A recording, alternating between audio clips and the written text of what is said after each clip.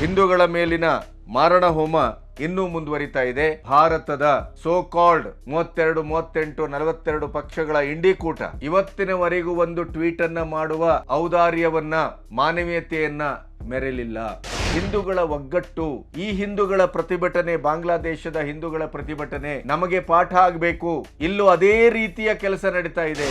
ವಕ್ಫ್ ಕಾಯ್ದೆ ಬಗ್ಗೆ ಕಾನೂನಿನ ವ್ಯವಸ್ಥೆಯೇ, ನ್ಯಾಯಾಲಯ ವ್ಯವಸ್ಥೆಯೇ ಎಷ್ಟರ ಮಟ್ಟಿಗೆ ರೋಸಿ ಹೋಗಿದೆ ಅಂತಂದ್ರೆ ಇಡೀ ದೇಶದ ಆಸ್ತಿ ನಿಮ್ಮದು ಅಂತ ಘೋಷಿಸಿ ಅನ್ನುವ ಮಟ್ಟಕ್ಕೆ ವ್ಯಗ್ರವಾಗಿ ನ್ಯಾಯಾಧೀಶರು ಮಾತಾಡುವ ಮಟ್ಟಕ್ಕೆ ಅದು ಬಂದು ನಿಂತಿದೆ. ಅಂದ್ರೆ ರಾಷ್ಟ್ರದ ಭದ್ರತೆ, ರಾಷ್ಟ್ರದ ಅಖಂಡತೆ, ರಾಷ್ಟ್ರೀಯತೆ ಅನ್ನುವ ಪ್ರಶ್ನೆ ಬಂದಾಗಲೆಲ್ಲ ಕಾಂಗ್ರೆಸ್ ಮತ್ತು ಇಂಡಿಕೂಟ ಅದರ ವಿರುದ್ಧವಾಗಿ ನಿಲ್ತದೆ ಅಂತಂದ್ರೆ ಸ್ವಾತಂತ್ರ್ಯೋತ್ಸವದ ಈ ಸಂದರ್ಭದಲ್ಲಿ ಈ ದೇಶದ ಬಹುಸಂಖ್ಯಾತರು ಯಾವ ನಿರ್ಣಯವನ್ನ ತೆಗೆದುಕೊಳ್ಳಬೇಕು? ಎಲ್ಲಾ ರೀತಿಯಲ್ಲೂ ಕೇಂದ್ರ ಸರ್ಕಾರವನ್ನ, NDA ಸರ್ಕಾರವನ್ನ, ಮೋದಿಯನ್ನ ಅಭದ್ರಗೊಳಿಸುವಂತ ಕೆಲಸವನ್ನ ಇಂಡಿಕೂಟ ನಿರಂತರವಾಗಿ ಮಾಡ್ತಾ ಇದೆ. ಅದಕ್ಕೆ ವಿದೇಶಿ ಶಕ್ತಿಗಳ ನೆರವು, ಬೆಂಬಲ ಎರಡೂ ಸಿಗ್ತದೆ.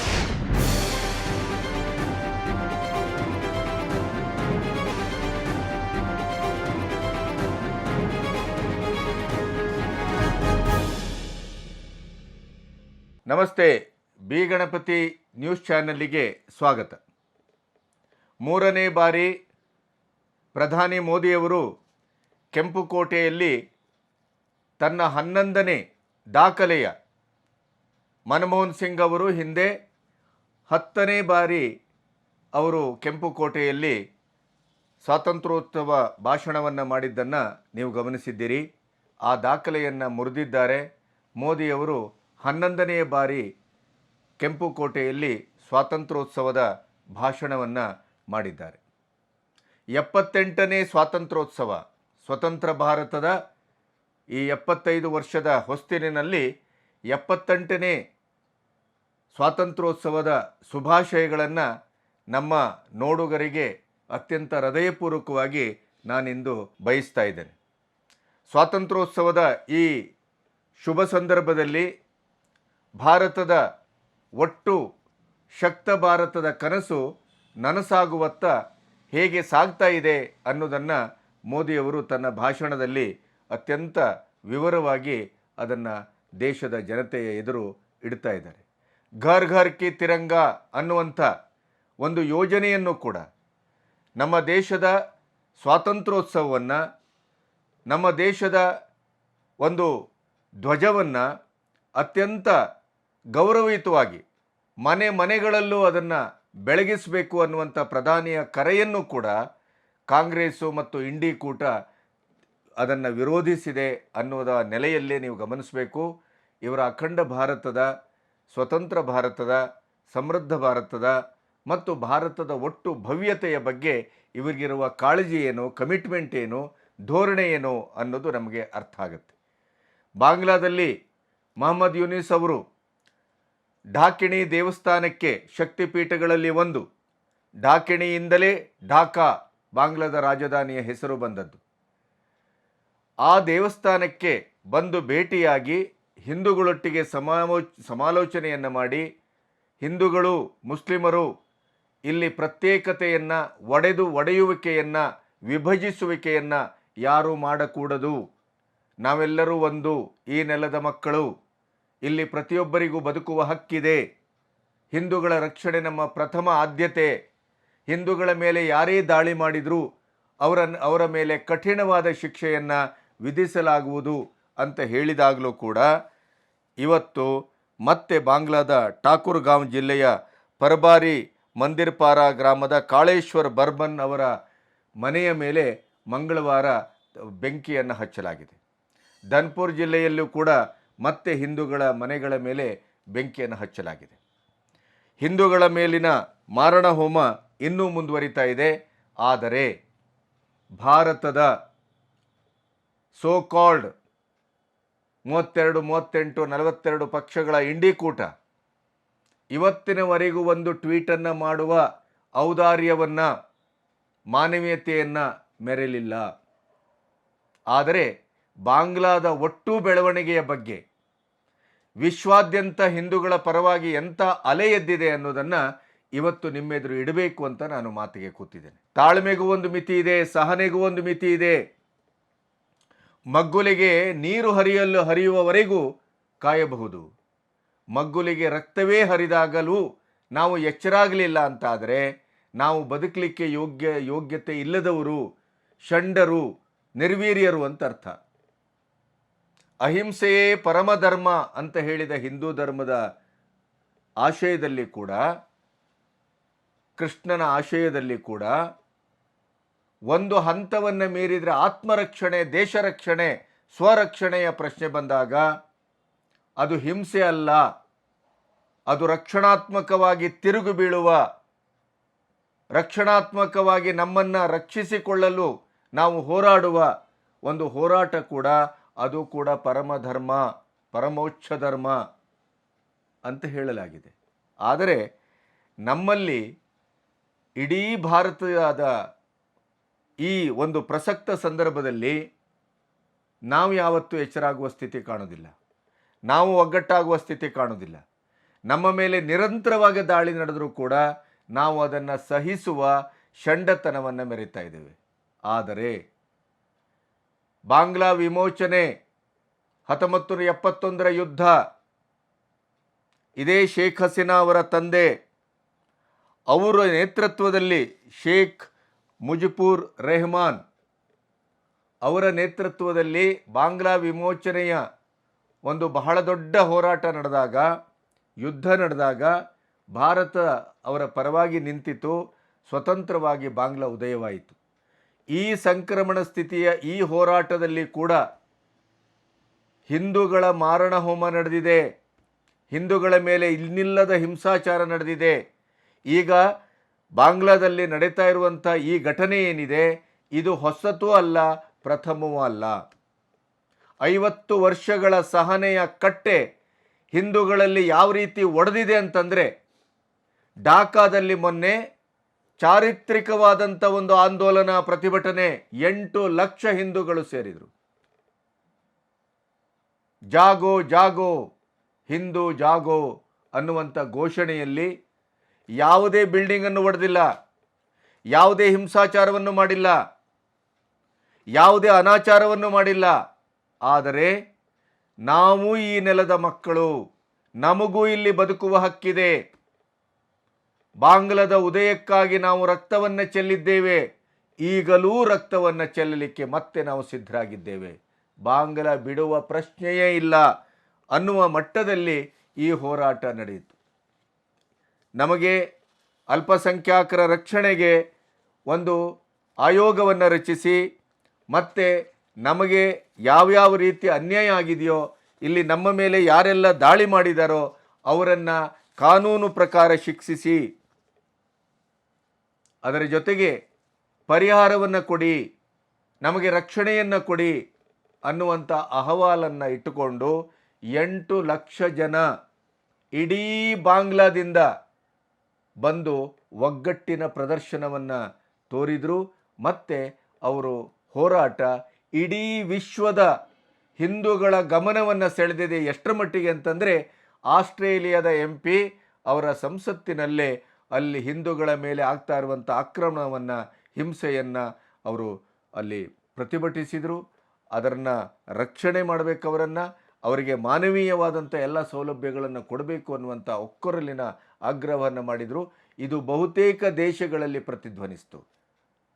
ಎಲ್ಲ ದೇಶಗಳಲ್ಲಿ ಎಲ್ಲೆಲ್ಲಿ ಹಿಂದೂಗಳಿದ್ದಾರೋ ಅವರೆಲ್ಲರೂ ಬಾಂಗ್ಲಾದ ಹಿಂದೂಗಳ ಪರವಾಗಿ ಪ್ರತಿಭಟನೆಯನ್ನು ಮಾಡಿದರು.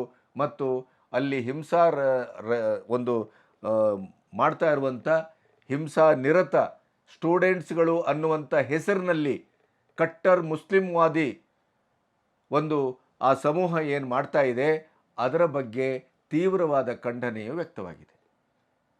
ಆದರೆ ಭಾರತದಲ್ಲಿ ಏನಾಗ್ತಾ ಇದೆ, ಭಾರತದಲ್ಲಿ ಇವತ್ತಿನವರೆಗೂ ರಾಹುಲ್ ಗಾಂಧಿ ಆಗ್ಬೋದು, ಕೇಜ್ರಿವಾಲ್ ಆಗ್ಬೋದು, ಮಮತಾ ಬ್ಯಾನರ್ಜಿ ಆಗ್ಬೋದು, ಶರದ್ ಪವಾರ್ ಆಗ್ಬೋದು, ಯಾವುದೇ ರೀತಿಯಲ್ಲೂ ಲಾಲು ಪ್ರಸಾದ್ ಯಾದವ್, ಯಾವುದೇ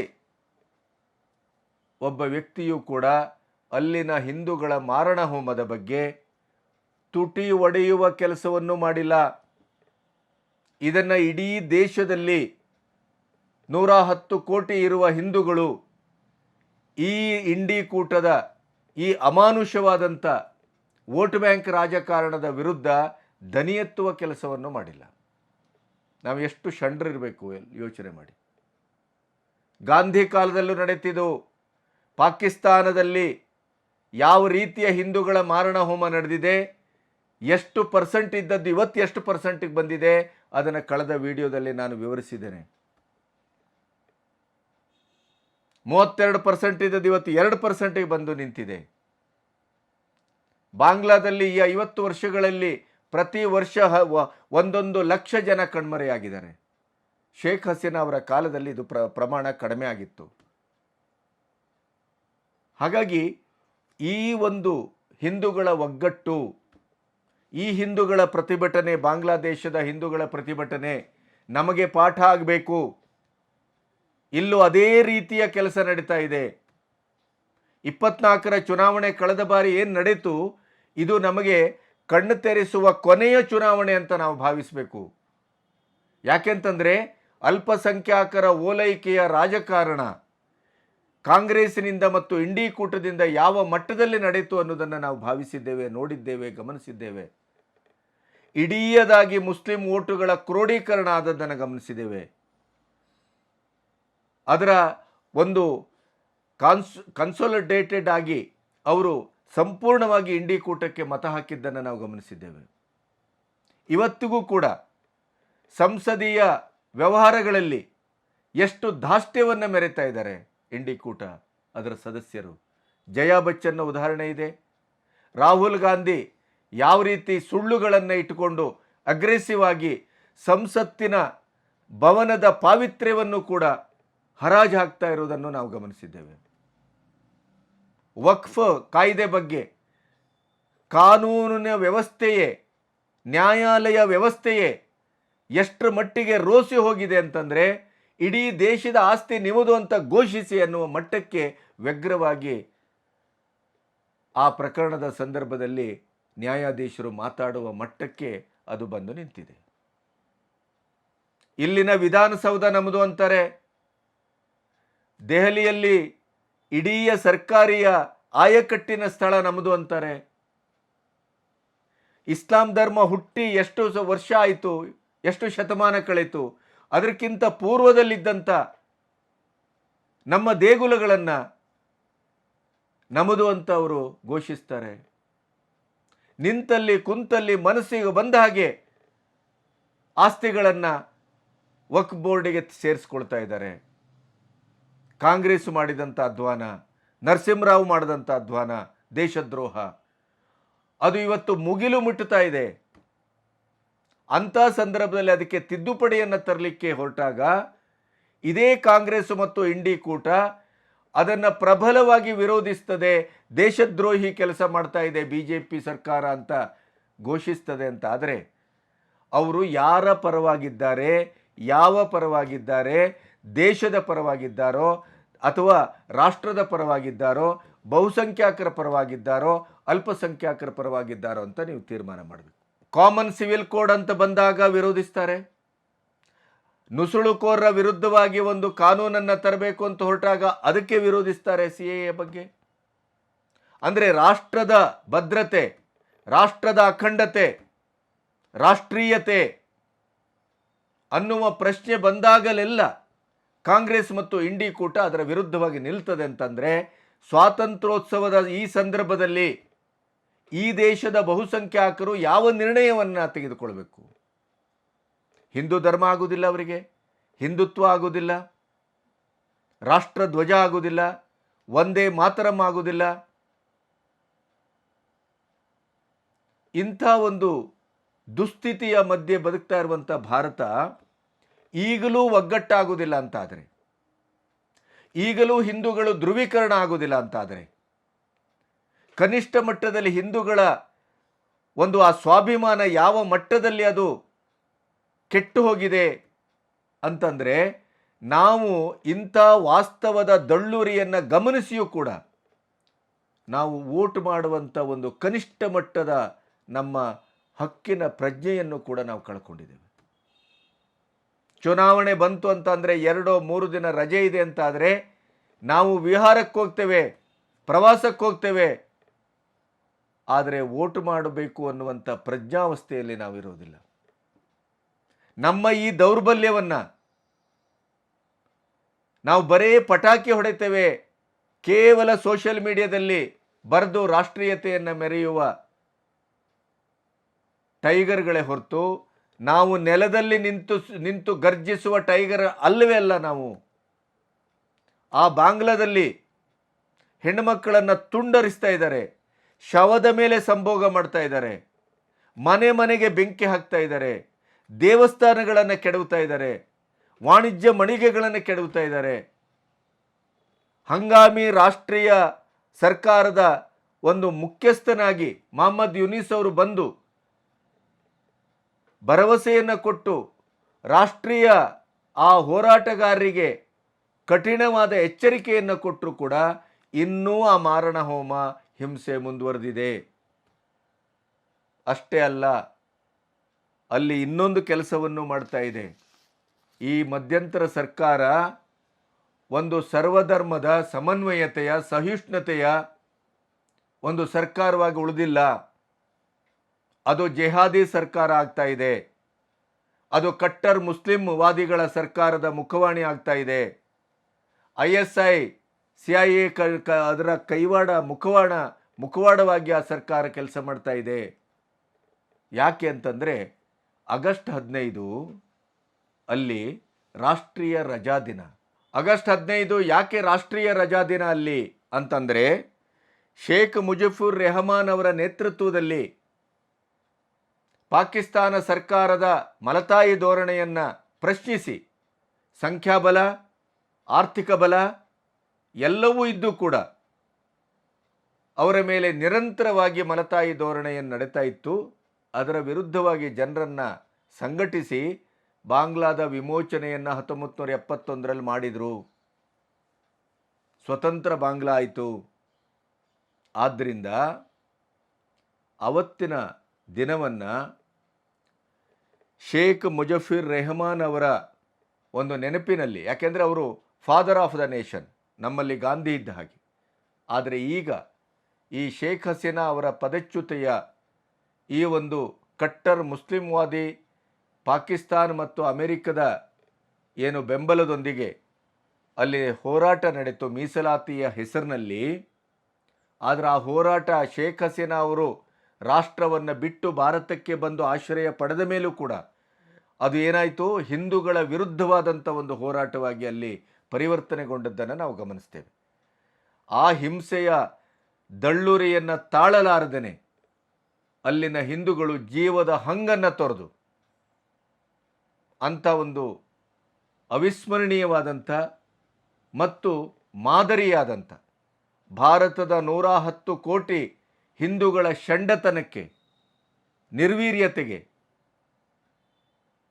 ಅಲ್ಲಿನ ಬಾಂಗ್ಲಾ ಹಿಂದೂಗಳು ತೋರಿಸಿದಂಥ ಶೌರ್ಯ ಮತ್ತು ಸಾಹಸ ಅದು ಅತ್ಯಂತ ಆತ್ಯಂತಿಕವಾದಂಥದ್ದು ಅಂತ ನಾನು ಭಾವಿಸ್ತೇನೆ.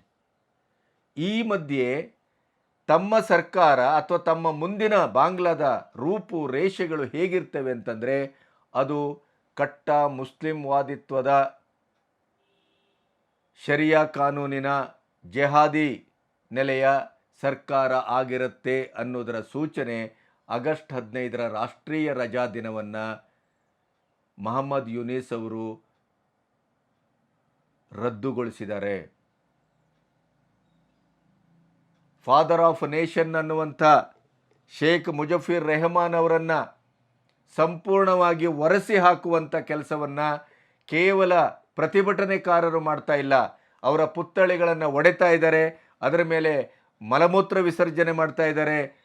ಅವರನ್ನು ಸಂಪೂರ್ಣವಾಗಿ ವಾಶೌಟ್ ಮಾಡುವಂಥ, ಬಾಂಗ್ಲಾದ ಚರಿತ್ರೆಯನ್ನೇ ಅಳಸಿ ಹಾಕುವಂಥ ಕೆಲಸವನ್ನು ಮುಸ್ಲಿಂ ಮೂಲಭೂತವಾದಿಗಳು ಮಾಡ್ತಾ ಇದ್ದದ್ದಷ್ಟೇ ಅಲ್ಲ, ಖಲೀದಾ ಜಿಯಾ ಅವರ ಪಕ್ಷ ಮಾಡ್ತಾ ಇದ್ದದಷ್ಟೇ ಅಲ್ಲ, ಈಗ ಬಂದಂಥ ಮಧ್ಯಂತರ ಸರ್ಕಾರದ ಆಶಯವೂ ಅದೇ ಆಗಿದೆ ಅನ್ನೋದು ಇವತ್ತಿನ ಆಗಸ್ಟ್ 15ರ ಇವತ್ತಿನ ದಿನದ ರಾಷ್ಟ್ರೀಯ ರಜಾ ದಿನವನ್ನು ರದ್ದುಗೊಳಿಸಿದ್ದು ತಮ್ಮ ಮುಂದಿನ ಯೋಜನೆ ಏನು ಅನ್ನೋದನ್ನು ಹೇಳ್ತಾ ಇದೆ.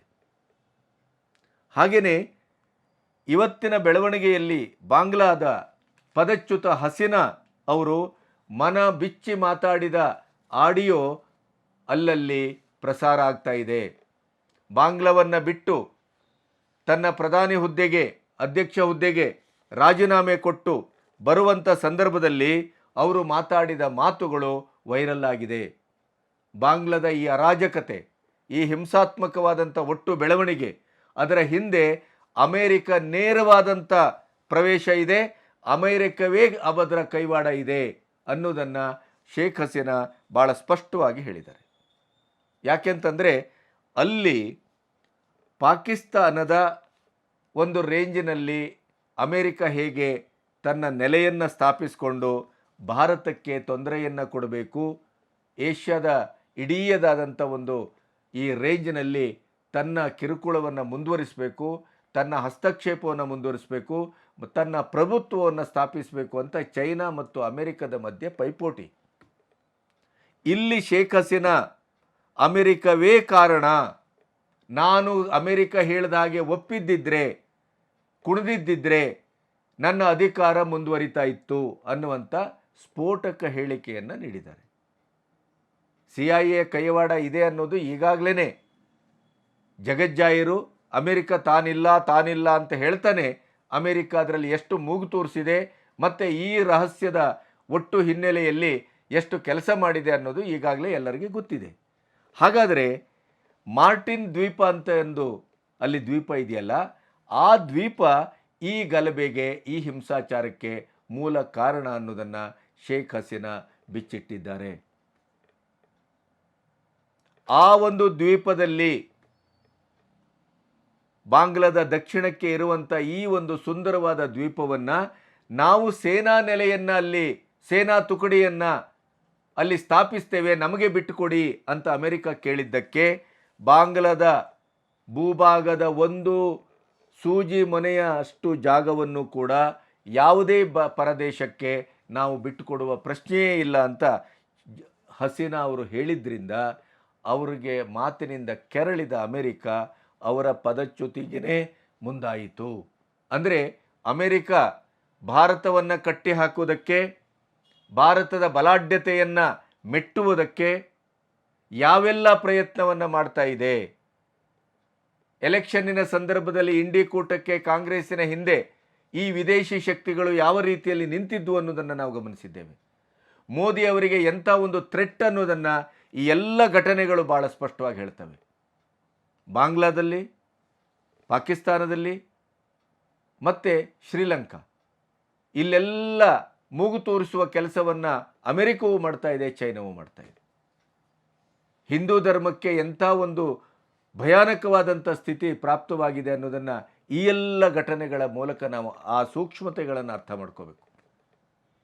ಸೇನಾ ನೆಲೆಗಳು ಕೇವಲ ಬರ್ತಾ ಇರೋದು ಈ ಒಂದು ಭಾರತದ ಗಡಿಭಾಗದಲ್ಲಿ ಶೇಖರಣೆ ಮಾಡಬೇಕು ಅನ್ನುವಂಥ ಉದ್ದೇಶ.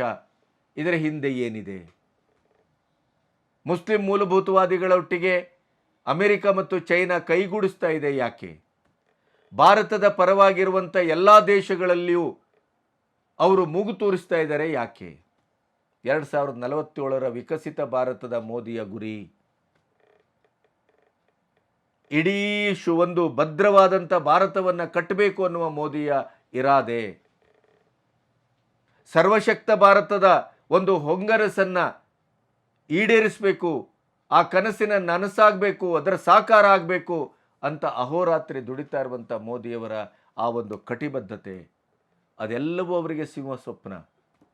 ಬಾಂಗ್ಲಾವನ್ನು ಅಸ್ಥಿರಗೊಳಿಸಿದರೆ ಭಾರತವನ್ನು ಅಸ್ಥಿರಗೊಳಿಸಬಹುದು. ಬಾಂಗ್ಲಾವನ್ನು ಅಸ್ಥಿರಗೊಳಿಸಿದರೆ ಭಾರತದ ಪ್ರಧಾನಿಯ ಈ 56 ಇಂಚಿನ ಈ ಒಂದು ಹುಂಕಾರದ ಆಡಳಿತದ ಆ ಓಘವನ್ನು ತಡೆಗಟ್ಟಬಹುದು. ಅದಕ್ಕೆ ಯಾರು ಕೈ ಜೋಡಿಸಿದ್ದಾರೆ? ರಾಹುಲ್ ಗಾಂಧಿ ಅಂತವರು, ಇಂಡಿ ಕೂಟದಂಥವರು, ಕಾಂಗ್ರೆಸ್ಸಿನಂಥವರು ಕೈ ಜೋಡಿಸಿದ್ದಾರೆ ಅನ್ನೋದಕ್ಕೆ ಈಗಾಗಲೇ ಸಾಕಷ್ಟು ದಾಖಲೆಗಳನ್ನು ಬ್ರಿಡ್ಜ್ ಪತ್ರಿಕೆಯ ಸಂಪಾದಕರು ಚೌಧರಿ ಅವರು ನೀಡಿದ್ದನ್ನು ನಿಮ್ಮೆದುರಿಟ್ಟಿದ್ದೇನೆ. ನಾನು ಈ ಎಲ್ಲ ಬೆಳವಣಿಗೆಗಳನ್ನು ಸವಿಸ್ತಾರವಾಗಿ ನಿಮ್ಮೆದುರು ಯಾಕೆ ಇಡ್ತಾ ಇದ್ದೇನೆ ಅಂತಂದರೆ, ಬಾಂಗ್ಲಾದಲ್ಲಿ ಕ್ಷಣ ಕ್ಷಣಕ್ಕೂ ಜೀವಕ್ಕೆ ಅಪಾಯವನ್ನು ತಂದು ಒಡ್ತಾ ಇರುವಂಥ ಪ್ರತಿಭಟನಾಕಾರರ ಹಿಂಸಾರತಿಯ ಎದುರು ಅವರ ಬೆಂಕಿ ಹಾಕ್ತಾ ಇದ್ದಾರೆ, ಅತ್ಯಾಚಾರ ಮಾಡ್ತಾ ಇದ್ದಾರೆ, ಕೊಲೆ ಮಾಡ್ತಾ ಇದ್ದಾರೆ, ಸುಲಿಗೆ ಮಾಡ್ತಾ ಇದ್ದಾರೆ. ಇಡೀ ಮುಸ್ಲಿಂ ಮೂಲಭೂತವಾದಿಗಳು ಒಂದು ಕಡೆ, ಅಲ್ಪಸಂಖ್ಯಾತ ಹಿಂದೂಗಳು ಇನ್ನೊಂದು ಕಡೆ. ಸ್ವತಃ ಸರ್ಕಾರವೇ ಮೊಸಳೆ ಕಣ್ಣೀರನ್ನು ಹಾಕ್ತಾ ಇದೆ. ನಿಮ್ಮ ರಕ್ಷಣೆ ನಮ್ಮ ಆದ್ಯತೆ ಅಂತ ಹೇಳ್ತಾ ಇರುವ ಹೊತ್ತಿನಲ್ಲೇ ಅವರ ಮಾತನ್ನು ಯಾರೂ ಕೇಳ್ತಾ ಇಲ್ಲ. ಆದರೂ ಜೀವದ ಹಂಗನ್ನು ತೊರೆದು 8 ಲಕ್ಷ ಜನ ಢಾಕಾದಲ್ಲಿ ಬಂದು ಸೇರಿ ತಮ್ಮ ಅಸ್ತಿತ್ವಕ್ಕಾಗಿ ಹೋರಾಟ ಮಾಡ್ತೇವೆ ಅಂತಾದರೆ, ಇಲ್ಲಿ ಪ್ರತಿ ಕ್ಷಣ ಪ್ರತಿ ಹೆಜ್ಜೆಯಲ್ಲಿ ಈ 24ರ ಚುನಾವಣೆಯ ನಂತರದ ದಿನಗಳಲ್ಲಂತೂ ಸಂಸತ್ತಿನ ಒಳಗೂ ಸಂಸತ್ತಿನ ಹೊರಗೂ ಸುಳ್ಳಿನ ಸರಮಾಲೆಯನ್ನೇ ಪೋಣಿಸಿ ಬಜೆಟ್ಟಿನ ಅಂಶಗಳನ್ನು ಇಟ್ಟುಕೊಂಡು ಪರ್ ಕ್ಯಾಪಿಟಾ ಅಥವಾ ತಲಗಂದಾಯ ನಮ್ಮ ಒಟ್ಟು ಆದಾಯದಲ್ಲಿ ಸರ್ಕಾರ GST ಮತ್ತು ನೇರವಾದಂಥ ಒಂದು ಟ್ಯಾಕ್ಸ್ ಹಾಕುವ ಮೂಲಕ ನಮ್ಮನ್ನು 100 ರೂಪಾಯಿನಲ್ಲಿ 50 ರೂಪಾಯಿಗೂ ಹೆಚ್ಚು ನಮ್ಮಿಂದ ಕಿತ್ತುಕೊಳ್ತಾ ಇದೆ ಅನ್ನುವಂಥ ಒಂದು ಹುಸಿ ಪ್ರೊಪಗಾಂಡವನ್ನು ಸೃಷ್ಟಿಸುವ ಮೂಲಕ ಎಲ್ಲ ರೀತಿಯಲ್ಲೂ ಕೇಂದ್ರ ಸರ್ಕಾರವನ್ನು, NDA ಸರ್ಕಾರವನ್ನು, ಮೋದಿಯನ್ನು ಅಭದ್ರಗೊಳಿಸುವಂಥ ಕೆಲಸವನ್ನು ಇಂಡಿ ಕೂಟ ನಿರಂತರವಾಗಿ ಮಾಡ್ತಾ ಇದೆ. ಅದಕ್ಕೆ ವಿದೇಶಿ ಶಕ್ತಿಗಳ ನೆರವು ಮತ್ತು ಬೆಂಬಲ ಎರಡೂ ಸಿಗ್ತಾ ಇದೆ. ಅದರ ಜೊತೆಗೆ ವಿನಾಶಕಾಲೆ ವಿಪರೀತ ಬುದ್ಧಿ ಅನ್ನುವ ಹಾಗೆ ಭಾರತವನ್ನು ಹೊಕ್ಕಿ ಹೊಡೆಯಬೇಕು ಅನ್ನುವಂಥ ಭಯೋತ್ಪಾದಕ ಸಂಘಟನೆಯೊಟ್ಟಿಗೂ ಕೂಡ ಇವರು ಶಾಮೀಲಾಗಿದ್ದಾರೆ. ಅದರ ಸಂಪೂರ್ಣವಾದಂಥ ಒಂದು ಅರ್ಥವೇ ಬಾಂಗ್ಲಾದ ಹಿಂದೂಗಳ ಮೇಲೆ ಆದಂಥ ಇಂಥ ಮಾರಣ ಹೋಮವನ್ನು ಸ್ವತಃ ಬಾಂಗ್ಲಾದೇಶದ ಜಮಾತೆ ಇಸ್ಲಾಮಿನ ಮುಖಂಡರೇ ಇದು ಅತಿಯಾಯಿತು, ಕ್ರೌರ್ಯಕ್ಕೊಂದು ಮಿತಿ ಇದೆ, ನಿಲ್ಲಿಸಿ ಅನ್ನುವಂಥ ಮಾತನಾಡಿದ್ದಾರೆ. ಆದರೆ ನಮ್ಮಲ್ಲಿನ ಸೋ ಕಾಲ್ಡ್ ಯಾರೂ ಕಾಂಗ್ರೆಸ್ ಮತ್ತು ಇಂಡಿ ಕೂಟ ಇವತ್ತಿನವರೆಗೆ ಚಕಾರ ಎತ್ತಲಿಲ್ಲ.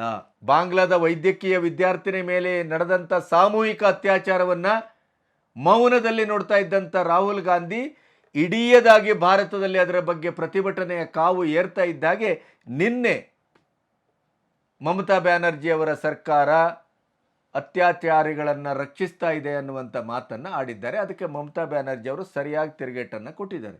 ನಿಮ್ಮ ಸರ್ಕಾರ ಇರುವಾಗ ಎಷ್ಟು ನಡೆದಿದೆ ಅನ್ನುವ ಅಂಕಿಅಂಶವನ್ನು ಹೊರಗಡೆ ಇಡಬೇಕಾ ನಾನು ಅಂತ ಕೇಳಿದ್ದಾರೆ.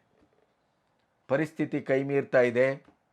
ವೋಟ್ ಬ್ಯಾಂಕಿನ ರಾಜಕಾರಣ ಇಡೀ ಭಾರತವನ್ನು ಮುಗಿಸಲಿಕ್ಕೆ ಹೊರಟಿದೆ.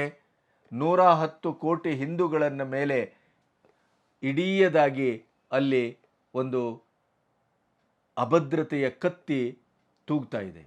ಇಂಥ ಸಂದರ್ಭದಲ್ಲೂ ಬಾಂಗ್ಲಾದಂಥ ಪುಟ್ಟ ದೇಶ, ಬಾಂಗ್ಲಾದ ಅಲ್ಪಸಂಖ್ಯಾತ ಹಿಂದೂಗಳು ಒಗ್ಗಟ್ಟಾಗಿ ಈ ನೆಲದ ಮಕ್ಕಳು ನಾವು ನಿಲ್ತೇವೆ, ಬದುಕ್ತೇವೆ, ಬದುಕುವ ಹಕ್ಕಿದೆ ನಮಗೆ, ರಕ್ತವನ್ನು ಮತ್ತೆ ಬೇಕಾದರೂ ಸುರಿಸಲಿಕ್ಕೆ ಸಿದ್ಧರಾಗಿದ್ದೇವೆ, ಯಾಕೆಂದರೆ ರಕ್ತ ಹರಿಸುವುದು ನಿಮ್ಮದ ಧ್ಯೇಯ, ಆದರೆ ರಕ್ತ ಸುರಿಸಿ ದೇಶವನ್ನು ಕಾಪಾಡದಂಥವ್ರು ನಾವು ಅನ್ನುವಂಥ ಒಂದು ಧ್ಯೇಯವಾಕ್ಯವನ್ನು ಇಟ್ಟುಕೊಂಡು ಇಂಥ ಒಂದು ವಿಷಮ ಪರಿಸ್ಥಿತಿಯಲ್ಲಿ ಒಗ್ಗಟ್ಟಾಗಿ ಅಳಿವಿಗಾಗಿ ಉಳಿವಿಗಾಗಿ ಎರಡಕ್ಕೂ ನಾವು ಸಿದ್ಧರಿದ್ದೇವೆ, ಆದರೆ ನಾವು ಉಳಿತೇವೆ ಬಾಂಗ್ಲಾದಲ್ಲಿ ಅನ್ನುವ ದೀಕ್ಷೆಯನ್ನು ಆ ತೊಡುವ ಹಿಂದೂಗಳು ಎಲ್ಲಿ?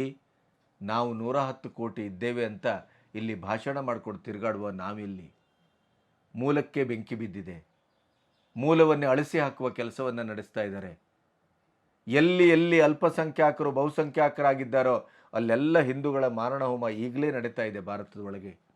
ಅದಕ್ಕೆ ಇಂಡಿ ಕೂಟ ತಾವು ನಿಮ್ಮೊಟ್ಟಿಗೆ ಏನಕ್ಕೇನ ನಿಲ್ತೇವೆ, ನಮಗೆ ಅಧಿಕಾರ ಬೇಕು ಅನ್ನುವಂಥ ಒಂದು ದುಸ್ಸಾಹಸಕ್ಕೆ ಮುಂದಾಗ್ತಾ ಇದೆ. ಇದರ ಮಧ್ಯೆಯೂ ನಾವು ಒಗ್ಗಟ್ಟಾಗಲಿಲ್ಲ. ಬಾಂಗ್ಲಾದ ಹಿಂದೂಗಳನ್ನು ಇಡೀ ಪ್ರಪಂಚದಲ್ಲಿ ಇದ್ದಂಥ ಹಿಂದೂಗಳ ಒಂದು ಧ್ವನಿಯನ್ನು, ಒಗ್ಗಟ್ಟನ್ನು ನಾವು ಗಮನಿಸಿಯೂ ನಾವು ಬದಲಾಗಲಿಲ್ಲ ಅಂತಾದರೆ ನಾವು ಈ ದೇಶದಲ್ಲಿ ಬದುಕಲಿಕ್ಕೆ ಯೋಗ್ಯರಲ್ಲ. ನಾವು ಹಿಂದೂಗಳು ಅಂತ ಹೇಳಿಕೊಳ್ಳುವ ಕನಿಷ್ಠ ಮಟ್ಟದ ಅರ್ಹತೆಗೂ ನಾವು ಯೋಗ್ಯರಲ್ಲ. ನಮ್ಮ ರಕ್ಷಣೆ, ಸ್ವರಕ್ಷಣೆ ನಾವು ಮಾಡಿಕೊಳ್ಳುವ ಮಟ್ಟಕ್ಕೆ ನಾವು ಒಗ್ಗಟ್ಟಾಗಿಲ್ಲ ಅಂತಾದರೆ ಈ ಸಂದರ್ಭದಲ್ಲೂ ನೇರ ನೇರ ಪಂಥಾಹ್ವಾನವನ್ನು ಕೊಡ್ತಾ ಇದ್ದಾರೆ ಇಂಡಿ ಕೂಟ ಕಾಂಗ್ರೆಸ್ಸು. ನಾವು ನಿಮ್ಮೊಟ್ಟಿಗಿಲ್ಲ, ನಾವು ಅಲ್ಪಸಂಖ್ಯಾತರೊಟ್ಟಿಗೆ ಇದ್ದೇವೆ, ವಿದೇಶಿ ಶಕ್ತಿಗಳೊಟ್ಟಿಗಿದ್ದೇವೆ, ಭಯೋತ್ಪಾದಕರೊಟ್ಟಿಗಿದ್ದೇವೆ, ದೇಶವನ್ನು ಮುಗಿಸುವವರೊಟ್ಟಿಗಿದ್ದೇವೆ, ದೇಶವನ್ನು ಅಳಿಸುವವರೊಟ್ಟಿಗಿದ್ದೇವೆ. ಏನೇ ಆಗಲಿ ನಮಗೆ ಅಧಿಕಾರ ಬೇಕು, ಮೋದಿ ನಮ್ಮ ಟಾರ್ಗೆಟ್. ಇಂಥ ಒಂದು ಪಂಥಾಹ್ವಾನವನ್ನು ನೇರ ನೇರ ಕೊಟ್ಟರೂ ಕೂಡ ನಾವು ಇನ್ನೂ ಬದಲಾಗಲಿಲ್ಲ, ನಾವು ಇನ್ನೂ ಒಗ್ಗಟ್ಟಾಗಿಲ್ಲ, ಇನ್ನೂ ಜಾತಿ ಪಂಗಡ ವರ್ಗ ಅಂತ ನಾವಿನ್ನೂ ಕೂತ್ಕೊಳ್ತೇವೆ ಅಂತಾದರೆ ನಮ್ಮಂಥ ನೀಚರು, ನಮ್ಮಂಥ ಷಂಡರು, ನಮ್ಮಂಥ ಧರ್ಮದ್ರೋಹಿಗಳು, ದೇಶದ್ರೋಹಿಗಳು ಇನ್ಯಾರೂ ಇರಲಿಕ್ಕೆ ಸಾಧ್ಯ ಇಲ್ಲ. ಬಾಂಗ್ಲಾದ ಹಿಂದೂಗಳ ಒಗ್ಗಟ್ಟು, ಆ ಬಾಂಗ್ಲಾದ ಹಿಂದೂಗಳ ಒಂದು ಕರೇಜು, ಸಾವಿನ ಎದುರು ನಿಂತು ಬದುಕುವಕ್ಕೆ ಹೋರಾಟ ಮಾಡುವಂಥ ಅವರ ಆ ದೀಕ್ಷೆ, ಧೀಶಕ್ತಿ, ಆತ್ಮಶಕ್ತಿ ಅದು ನಮಗೆ ಮಾದರಿ ಆಗದೇ ಇದ್ದರೆ ಬಾಂಗ್ಲಾದ ಪರಿಸ್ಥಿತಿ ಈ ದೇಶಕ್ಕೂ ಬರುತ್ತೆ ಅನ್ನುವಂಥ ರಾಹುಲ್ ಗಾಂಧಿಯವರ ಮತ್ತು ಅವರ ಕೂಟದ ಮಾತೇನಿದೆಯಲ್ಲ, ಅದು ಸತ್ಯವಾಗುವ ದಿನ ಹೆಚ್ಚು ದೂರ ಇಲ್ಲ. ನಮಸ್ತೆ.